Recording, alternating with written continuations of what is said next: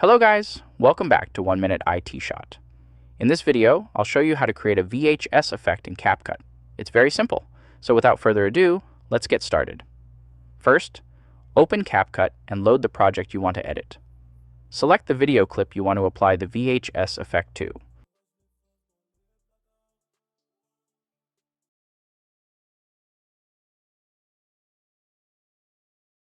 Next, go to the Effects tab.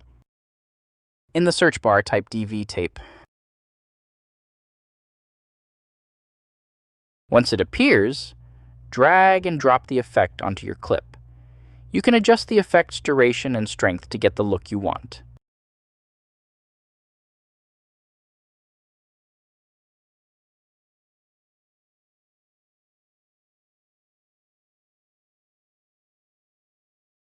Now go back to search bar and type Retro DV3.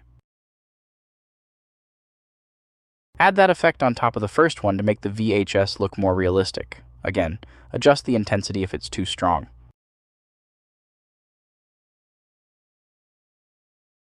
Next, search for jitter. Apply it to your clip to add the classic VHS camera shake. You can adjust the effect's screen shake range to get the look you want. By combining DV tape, Retro DV3, jitter, and a small amount of blur, you'll create a convincing VHS style effect. Feel free to experiment with the effect strengths until you get the exact retro look you're after. And that's it.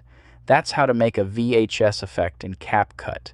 If this video helped you out, please leave a like, subscribe to 1 Minute IT Shot for more IT tutorials, and I'll see you in the next one. Take care.